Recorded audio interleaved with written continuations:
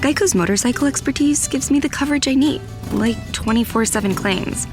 I'm on cloud 9. Disclaimer, clouds are wholly unable to support the weight of an adult human. What's happening? Furthermore, clouds are not numbered. Even if you procured a jetpack and searched, you'd find no cloud numbered 9. However, at that altitude, you'd likely befriend a flock of migrating snow geese. Geese? Who'd encourage you to leave your 24/7 Geico motorcycle claims insurance behind, as they would take you in and even share their dinner of crickets and clovers with you. Ew. Geico assumes no liability for any indigestion that may occur from a clover cricket dinner. Geico. Expertise for your motorcycle.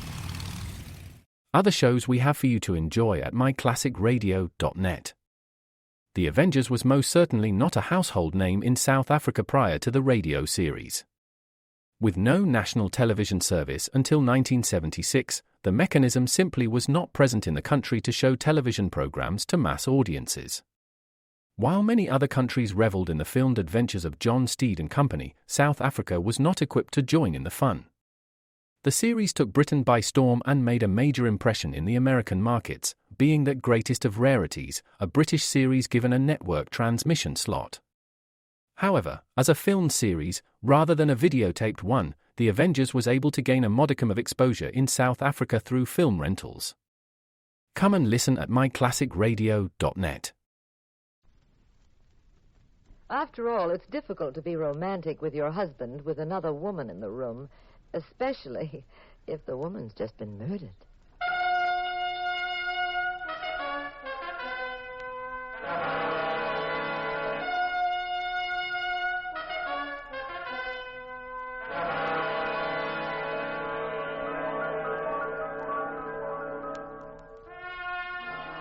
The National Broadcasting Company presents The Adventures of the Abbotts, starring Claudia Morgan and Les Damon as Jean and Pat Abbott, those popular characters of detective fiction created by Francis Crane. NBC invites you to join Pat and Jean each week at this time for another exciting recorded adventure in romance and crime. Tonight's story, The Canary Yellow Sack. And here is Claudia Morgan as Jean Abbott to set the stage for tonight's puzzle in murder.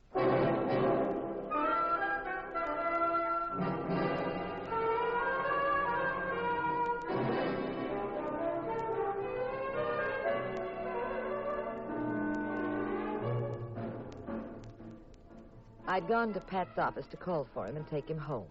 Pat's a very successful private detective in San Francisco, and you'd think you'd find him with secretaries, talking long distance, consulting perhaps with some brilliant criminologist. But when I came in... Hello, darling. Pat Abbott, it's hardly becoming to an outstanding detective to be found at his desk reading a nursery book. Mm-hmm. What is it, Pat?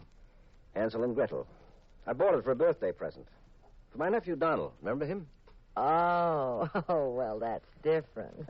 He's such a cute kid. Yes, he's very cute, but that'll do, dear. Put the book away. You're going to solve a mystery for me. What's the problem? It's about this newspaper clipping. I took it out of the bulletin's classified section. Go on, read it. For sale, old chromo, picture of Zachary Taylor. Well, of all the silly... Go on.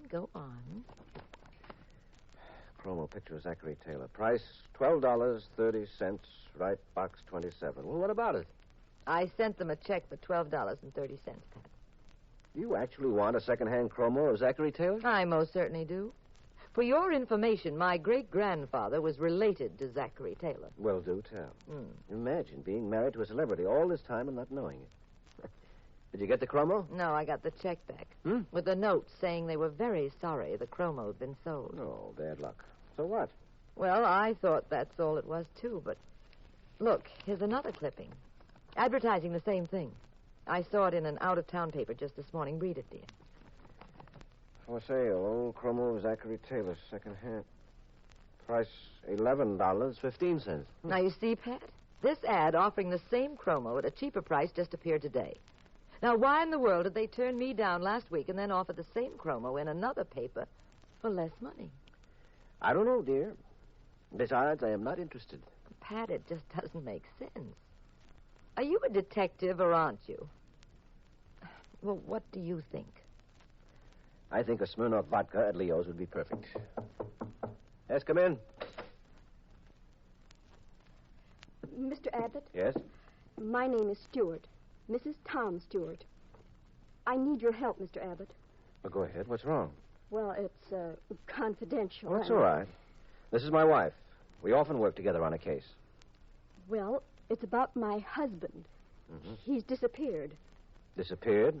Well, when and where did you see him last? It all started about 2 weeks ago when I clipped this advertisement from the bulletin.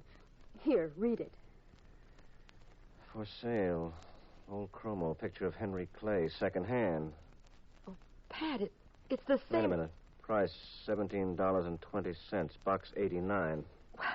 Well, if that isn't the most amazing coincidence... Mrs. Stewart, what happened after you saw this ad? Well, I'm very interested in American history, Mm-hmm. so I thought I'd buy it.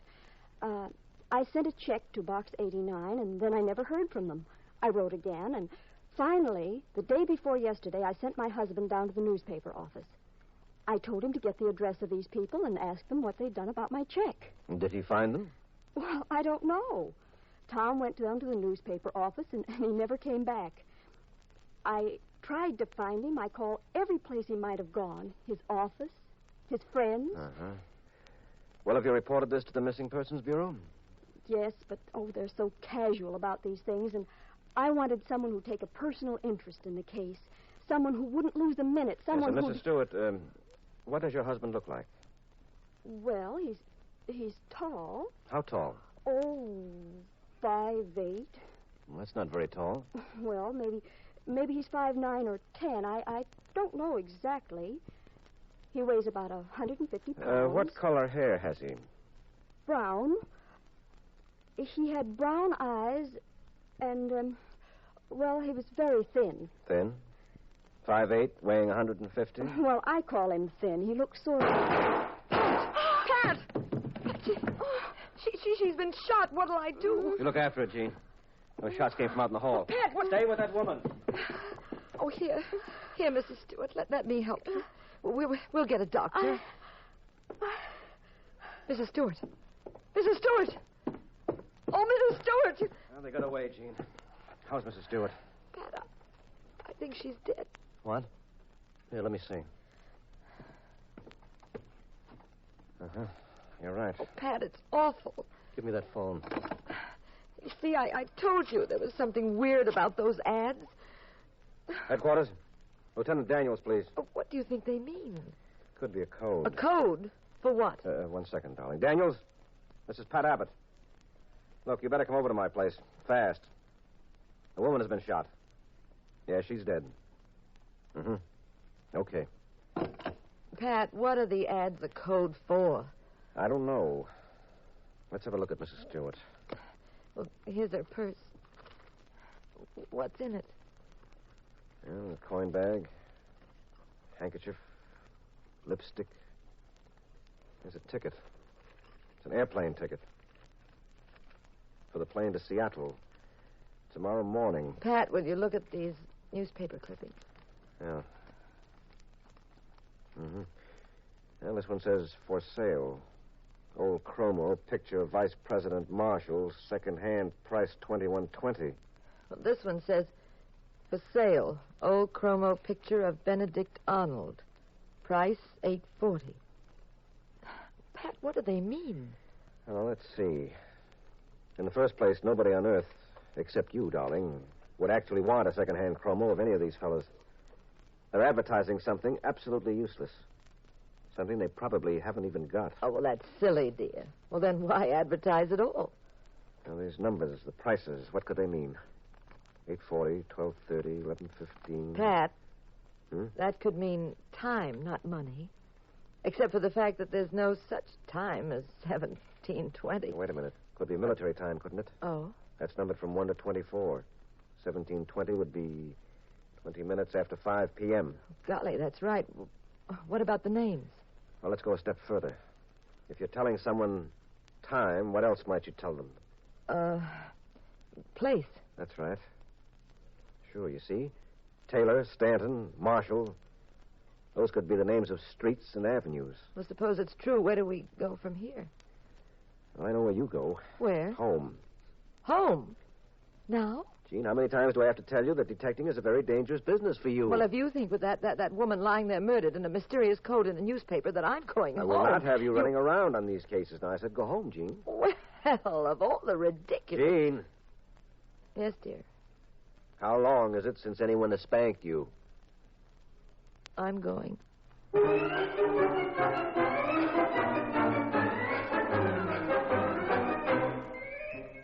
I marched very reluctantly out of Pat's office.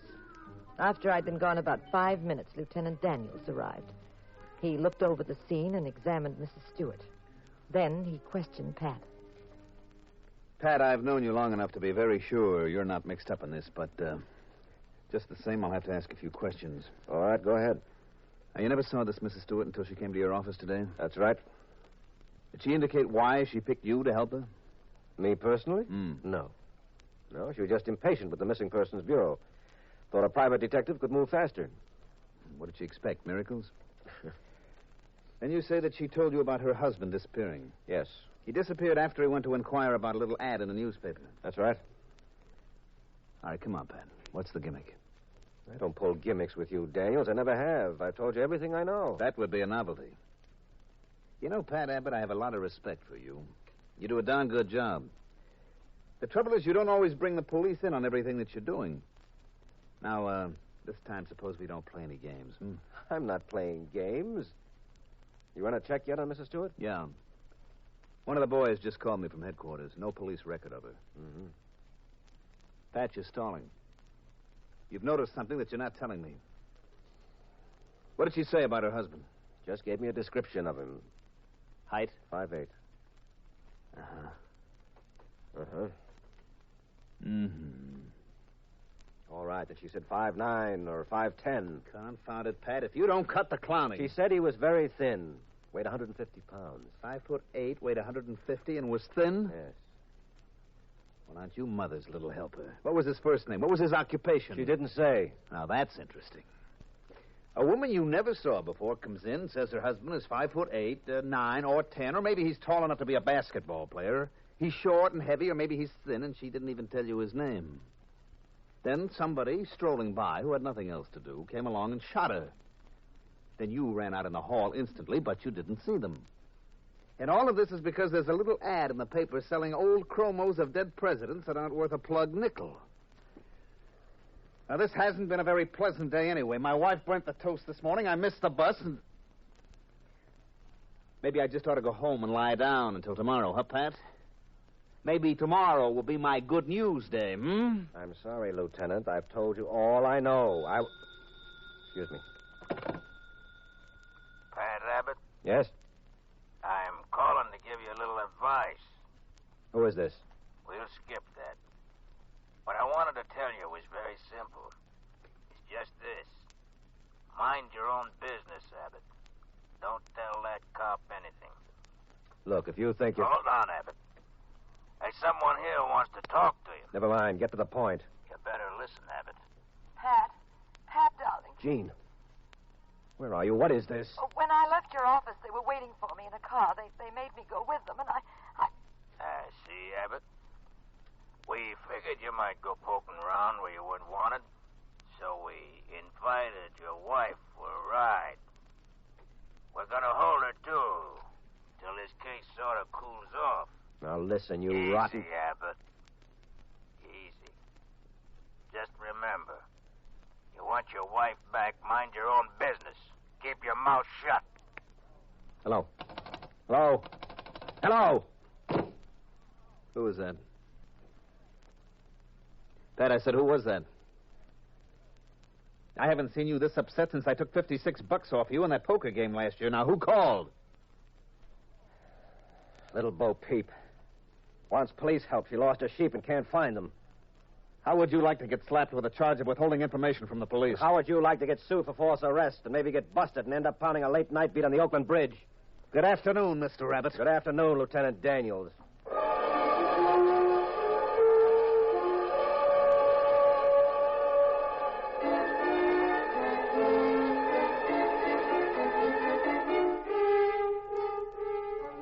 I guess maybe I'm the Rock of Gibraltar type. Except when it comes to Jean. Her kidnapping threw me for a 30-yard loss.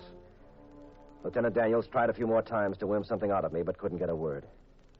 The minute the police had cleared out of my office, I went running to the office of the Bulletin, to the desk where they take classified ads. Yes, what can I do for you? I don't want to place an ad. I'd just like to ask you a question. What is it? It's about an ad that was in your paper. You see this? Offering a chromo of Zachary Taylor. Well, Who placed that ad? we don't give out that information. This is very important. I've got to know. I said we don't give out that information. It's... If that's all you wanted, I'm sorry. I'm very busy, so if you please run along. Now, look. I don't want to get into an argument. I'm just making a simple request. So will you... The answer is no. N-O. But it wouldn't... Aren't you going to leave? Or do I send for the manager? You don't have to send for anybody. I don't want to make trouble. What's the trouble, Dorrance? Oh, Mr. Warren, this fellow wants some information. He wants to know who placed this ad. It's this ad here, Mr. Warren. I'd appreciate it very much. Well, let's see it. Oh. I think this ad was mailed in. To find out who sent it, we'd have to go back through our files. It would take some time. I'll wait. Besides, this ad is over a week old. It'd mean a lot of checking back. I'm afraid we can't oblige you. Now, it isn't much of a favor. It's against our policy, too. It means a great, great deal to me. It's against our policy. All right, skip it. I'm sorry we can't be of more assistance. All right, Mr. Warren, all right. I said skip it.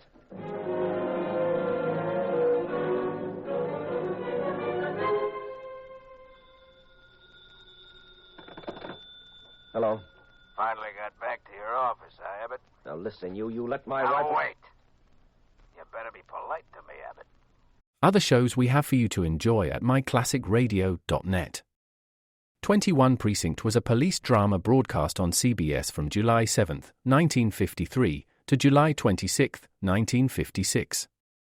It initially served as a summer replacement for My Friend Irma. The show was produced in cooperation with the Patrolmen's Benevolent Association of City of New York and adaptations from True Criminal in New York. The Policeman's Point of View. Historically, the 21st Precinct had been located near Gramercy Park, Manhattan. In 1929, the department reorganized the precinct numbering, and 21st designation was discontinued. No such precinct existed during the run, nor does a 21st precinct exist. However, the fictional precinct's territory closely corresponds to that of the Upper Side's 23rd precinct since 192. Come and listen at myclassicradio.net. Gene's right here in the room with me and the boys. Now, you don't want us to get angry, do you, Abbott? Oh, Gene, say hello to your husband. Pat? Yes, Jeannie, you all right, dear? Are you all right? You heard her, Abbott. She's fine so far. Now, look. We called about your visit to the bulletin office, Abbott. What? Aren't we smart, though? We know everything you do, don't we? You try to find out who put that ad in for the old chromo, huh? What about it? First you spoke to a man named Dorrance. Then you spoke to another jerk named Warren. They turned you down. Well? I told you to keep your nose out of this, Abbott. You're disappointing me. Now, I ain't gonna warn you again. This here wife of yours won't look so pretty if they have to drag her out of the river.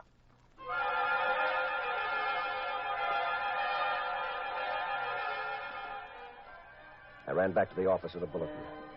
This time I wasn't going to be stopped. At the classified ad desk, there was a crowd. Excuse me, what's happened? It's the man who works at the desk, Mr. Dorrance. Oh, it's terrible. Well, what is? Well, he was just standing there, and then all of a sudden he just keeled over and died. He did? Uh-huh. A heart attack, they say. Would you step aside? I'd like to go over there. Thank you. Why, hello. Hello, Mr. Warren. Isn't it shocking? After all these years, poor Dorrance has a heart attack, and he's gone. Yes. It's almost unbelievable.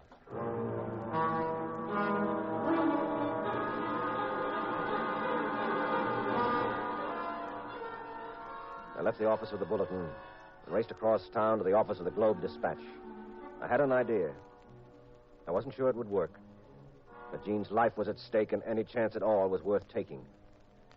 I went to the classified ad department of the Globe Dispatch, and... Now, here's what I want in the ad, please.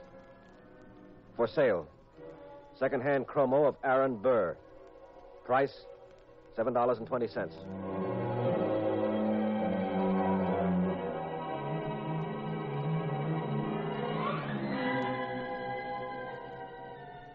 I didn't know, of course, if my first idea about the ads being a code was right. But there wasn't anything else I could do.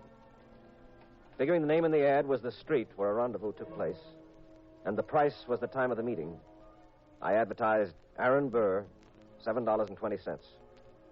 And at 7:20 the next night, I went to Burr Street. It was in a desolate section of town by the river. The street was deserted, and the lamppost was being repaired, so it was pitch black. I hid in a doorway and waited.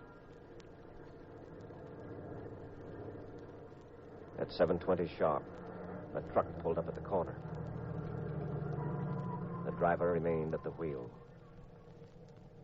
A guy who'd been riding in the back got out and strolled around, occasionally looking up the street.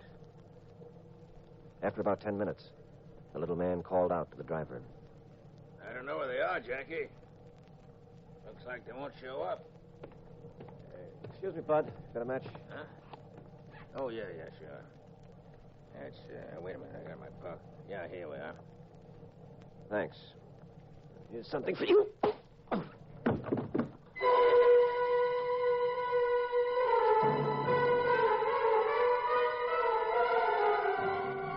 I knocked the little man out cold. Then I jumped onto the back of the truck. And imitating that hoarse voice as best I could. Better go on, Jackie. I'll ride in the back again. They ain't coming. The truck roared down Burr Street, switched off to the main highway, and tore along doing 70. In the back, I had a chance to look around. The truck was filled with barrels of capsules. Little plastic capsules, the kind used to make pills. I kept examining the boxes. Then I found a bag. It contained a white powder with a bitter taste. It wasn't dope, but I thought I knew what it was. In a few minutes, the truck turned and pulled up in front of a huge abandoned warehouse. I hopped off, ran around to the back of the warehouse. I pulled open the door, slowly. I saw a rickety stairway. I tiptoed up the stairs.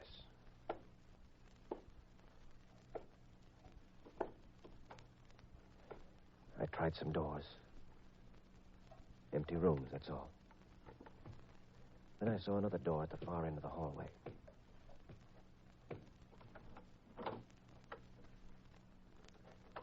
Jean? Pat. Oh, darling. Yes, you all right? Yes, I'm all right. They didn't hurt me. Pat, how'd you get here? Where are we? They blindfolded me until I got here. Now, shh. Don't talk now. I've got to get you out of here. I know the way back. I can come here with Daniels later. Now, wait. I'll see if anyone is outside. Do you see anyone? Yes. The driver of a truck I used to get here. We better shut this door.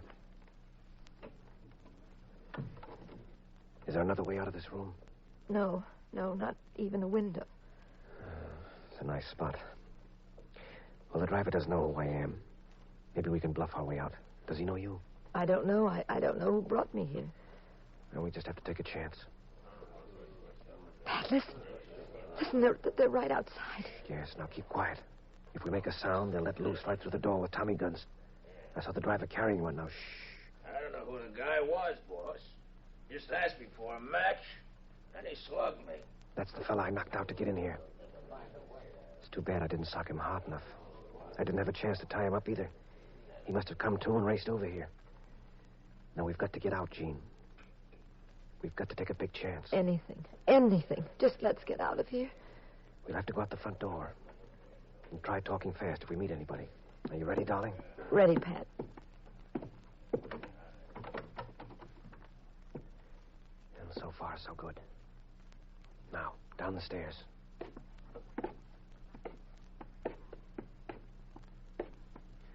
All right, now, if we can make that big door at the bottom of the staircase, we'll be all right. It's very dark outside. It's only a short run to the highway. We're not doing badly at all. I wonder where they went. Oh, don't leave us so soon, Mr. Abbott. Warren. Pat. I didn't expect you to pay us a visit, but now that you've come, Why don't you stick around a while? Pat, you know him. Yes, Gene, I do. Mr. Warren is the classified advertising manager of the Bulletin. We've met a few times. Last time we met, he'd just murdered one of his employees in the newspaper office, Mr. Dorrance. Hey, this is the guy, boss. The one who socked me. Put your hands up, Abbott. You too, Mrs. Abbott. Harry, see if he has a gun. Okay. Mr. Dorrance was supposed to have died of a heart attack. But I wouldn't be surprised if the autopsy shows he was poisoned. You get wise to your racket, eh, Warren? Using the ads for tip-offs? You talk too much, Abbott. People who talk a lot get on my nerves. He ain't got no gun, boss. Tip-offs for what, Pat? Pickups, darling. By their truck. From half a dozen guys working for them who sold them empty pill capsules on the QT. And other guys selling them barbituric acid. You're really quite bright, Abbott. I tasted some of that white powder in the truck, Warren. They gave me sleeping pills in the Marines when I was hurt. I remembered it. Sleeping pills, Pat? Yes, dear. One of the least known and biggest rackets in America today. Not narcotics. So the federal men don't have anything to do with it. Has to be enforced locally. Makes it very tough for the law and easy for the boys. Runs into millions of dollars. Sold without a prescription by bellhops and flea-bag hotels. In all-night diners by salesmen planted like bookies in business offices. Well, I thought we'd probably have to kill your wife, Abbott. But you want to make a regular party out of it, don't you? You want to get knocked off, too. Well, we can oblige you. You shot Mrs. Stewart, too, Warren. You were one of your pals here. Yes, Harriet got fancy ideas. She didn't like the way we were treating her. Yes, so she decided to double-cross you. She came to me with a lead about the ads and the story about a husband who probably doesn't exist. She figured I'd nail you while she took a plane to Seattle. We caught up with her, though. Yes, in my office. Then you waited downstairs for Jean. Hoping that would probably keep me off your neck. Go on, Harry. Take them in the back. Get rid of them. Okay. No. Wait. This Abbott here is a smart aleck. His wife wasn't very friendly either. Never mind taking them in the back, Harry. I'd get a kick out of seeing him get a face full of bullets myself. Go on. Give it to him now. Right here. Pat. Now, steady, darling. Look, Warren, you can't get away with 4 killings. You've pulled 2 already that you'll be picked up for just as sure as... Yattata, talk again. Go on. Give it to those 2, Harry. We're wasting time. Right. Put up your hands, Warren. Lieutenant Daniels. You heard him, Harry. Drop that gun. Go on, drop it. I have 20 men outside, so be smart and don't start any fireworks. They just love to celebrate the 4th a little early. Where the devil did Where did I come from? Out of the nowhere into the here. Well,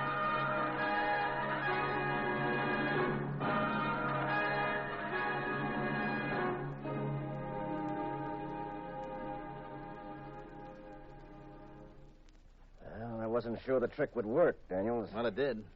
Good idea, Pat. What trick? Pat, if you don't explain... Oh, you remember the nursery book I was reading, Jean? Hansel and Gretel? Yes, dear. How did they show people the way to the witch's house where they were being held prisoner? Why, they dropped breadcrumbs, I think, all along the trail as they went into the woods. Mm-hmm. Oh, I see. That's right. I did it with the little capsules while I was riding in that truck. I cut a hole in one of those sacks. I knew I had to lead someone to wherever the truck was going, and then I thought of Hansel and Gretel. There's a trail of capsules running all the way out here for blocks. One of our prowl cars started following it. Figured some truck was losing all this stuff and didn't know it. Then the officers began looking around this warehouse. Do people get so desperately addicted to sleeping pills? Yes, very often. Then they develop barbiturate poisoning and keel over suddenly on the street. City Hospital often gets cases like that. And I know an asylum that has victims of barbiturates who went into complete nervous collapse. You see, Gene, the health department of each city is responsible for stopping its illegal use. But most of them are handicapped. Not enough men, not enough funds. So the wise guys move in and make cash. Sell them in all-night movies, sell them outside of flop houses. Yes, even pick up victims supposedly cured as they come out of the hospitals. Well, I'll never have that trouble. How do you know, Mrs. Abbott? No woman would ever have trouble falling asleep after spending an evening with Pa.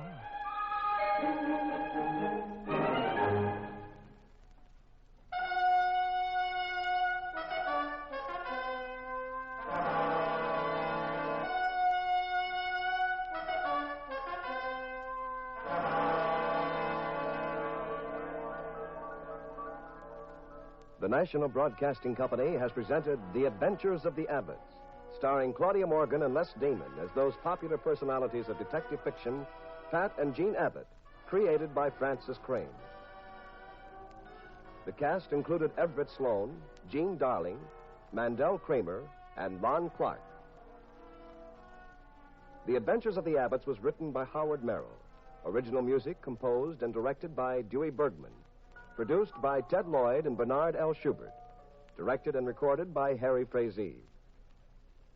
Next week, same time, same station. Another exciting adventure in crime with Pat and Jean in The Adventures of the Abbotts.